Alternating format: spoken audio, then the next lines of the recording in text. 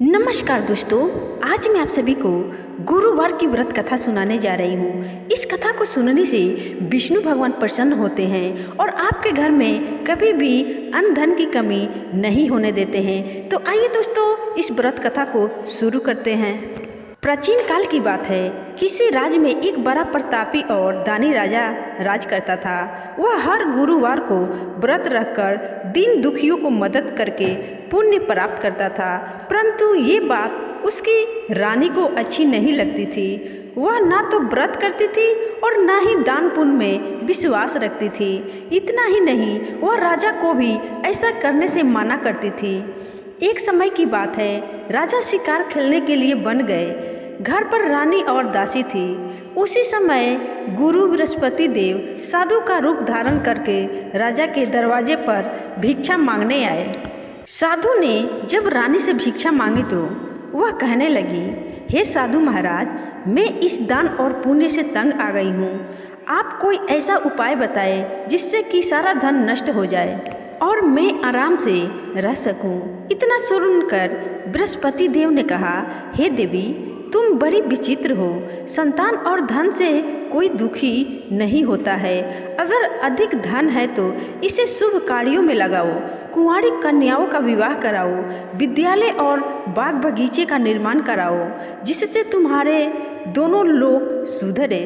परंतु साधु की इन बातों से रानी को खुशी नहीं हुई। उसने कहा कि मुझे ऐसे धन की आवश्यकता नहीं है जिसे मैं दान दूं और जिसे संभालने में मेरा सारा समय नष्ट हो जाए।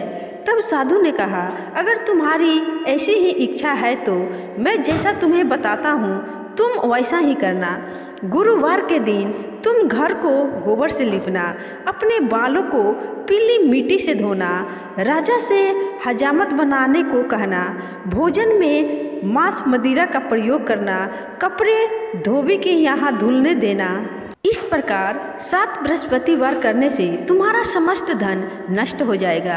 इतना कहकर साधु के रूप में बृहस्पति देव अंतर ध्यान हो गए। साधु के अनुसार कही हुई बातों को पूरा करते हुए रानी को केवल 3 बृहस्पतिवार ही बीते थे कि उसकी समस्त धन संपत्ति नष्ट हो गई। भोजन के लिए राजा का परिवार तरसने लगा। तब एक दिन राजा ने रानी से बोला कि हे रानी, तुम यही रहो, मैं दूसरे देश को जाता हूँ, क्योंकि यहाँ पर सभी लोग मुझे जानते हैं, इसलिए मैं कोई छोटा कार्य नहीं कर सकता। ऐसा कहकर राजा दूसरे देश चले गए। वहाँ वह जंगल से लकड़ी काट कर लाते और शहर में बेचते थे। इस तरह वह अपना जीवन व्यतीत करने लगे। इधर राजा के प्रदेश जाते ही रानी और दासी दुखी रहने लगी। एक बार जब रानी और दासी को 7 दिन तक बिना भोजन के रहना पड़ा तो रानी ने अपनी दासी से कहा, हे दासी, पास ही के नगर में मेरी बहन रहती है। वह बड़ी धनवान है, तो उसके पास जा और कुछ लेकर आ ताकि थोड़ी बहुत गुजर बसर हो जाए। दासी रानी की बहन के पास गई। उस दिन गुरुवार था और रानी की बहन उस समय बृहस्पतिवार की व्रत कथा सुन रही थी। दासी ने रानी की बहन को अपनी रानी का संदेश दिया, लेकिन रानी की बड़ी बहन ने कोई उत्तर नहीं दिया।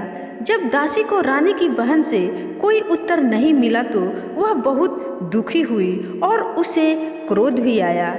दासी ने वापस आकर रानी को सारी बात बता दी। ये सुनकर रानी ने अपने भाग्य को कोसा। उधर रानी की बहन ने सोचा कि मेरी बहन की दासी आई थी, परंतु मैं उससे नहीं बोली, इससे वह बहुत दुखी हुई होगी। कथा सुनकर और पूजा समाप्त करके वह अपनी बहन के घर आई और कहने लगी, हे बहन, मैं बृहस्पतिवार का व्रत कथा सुन रही थी। तुम्हारी दासी मेरे घर आई थी, परंतु जब तक कथा होती है तब तक ना तो कोई उठते हैं और ना ही कोई बोलता है, इसलिए मैं नहीं बोली।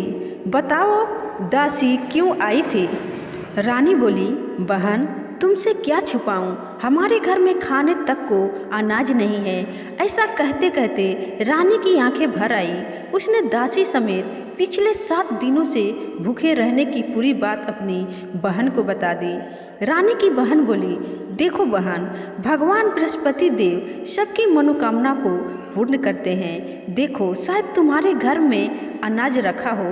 पहले तो रानी को विश्वास नहीं हुआ, पर बहन के आग्रह करने पर उसने अपनी दासी को अंदर भेजा तो उसे सचमुच अनाज से भरा एक घड़ा मिल गया। ये देखकर दासी को बड़ी हैरानी हुई। दासी रानी से कहने लगी, हे रानी, जब हमको भोजन नहीं मिलता तो हम व्रत ही तो करते हैं, इसलिए क्यों ना इनसे व्रत और कथा की विधि पूछ ली जाए ताकि हम भी व्रत कर सके। तब रानी ने अपनी बहन से बृहस्पति व्रत के बारे में पूछा। उसकी बहन ने बताया, बृहस्पतिवार की व्रत में चने की दाल और मुनाका केले की जड़ में अर्पित करें तथा दीपक जलाए, व्रत कथा सुने और पीला भोजन ही करे। इससे बृहस्पति देव और भगवान विष्णु प्रसन्न होते हैं। व्रत और पूजा की विधि बताकर रानी की बहन अपने घर को लौट गई। 7 दिन के बाद जब गुरुवार आया तो रानी और दासी ने व्रत रखा। वह घोड़साल में जाकर चना और गुड़ लेकर आई। फिर उससे केले की जड़ तथा विष्णु भगवान की पूजा की। अब पीला भोजन की चिंता को लेकर दोनों बहुत दुखी हुई। चूँकि उन्होंने व्रत रखा था, इसलिए बृहस्पति देव उनसे प्रसन्न थे। वह एक साधारण व्यक्ति का रूप धारण करके 2 थालों में पीला भोजन दासी को दे गए। भोजन पाकर दासी प्रसन्न हुई और फिर रानी के साथ मिलकर भोजन ग्रहण किया। उसके बाद वह सभी गुरुवार को व्रत और पूजा करने लगी। बृहस्पति देव की कृपा से उनके पास फिर से धन संपत्ति आ गई, परंतु रानी फिर से पहले की तरह आलस करने लगी। तब दासी बोली, देखो रानी, तुम पहले भी इस प्रकार आलस करती थी। तुम्हें धन रखने में कष्ट होता था, इस कारण सभी धन नष्ट हो गया, और अब जब बृहस्पति देव की कृपा से धन मिला है तो तुम्हें फिर से आलस होने लगा है।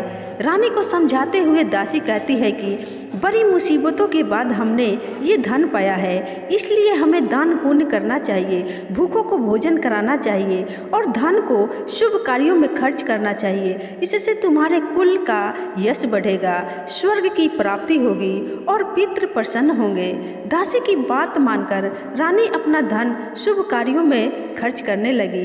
इससे पूरे नगर में उसका यश बढ़ने लगा।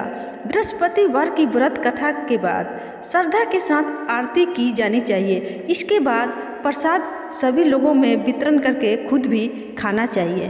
तो दोस्तों, ये थी गुरुवार की व्रत कथा। अगर आप इस कथा को पूरे अंत तक सुन लिए हैं तो अपने दोस्तों में इस कथा को जरूर शेयर करिएगा, लेकिन उससे पहले इस वीडियो को लाइक करके चैनल को जरूर सब्सक्राइब करिएगा, क्योंकि ऐसी ही धार्मिक कथाएं मेरे चैनल पर आपको सुनने को मिलते रहेंगे। तो प्रेम से बोलिए विष्णु भगवान की जय।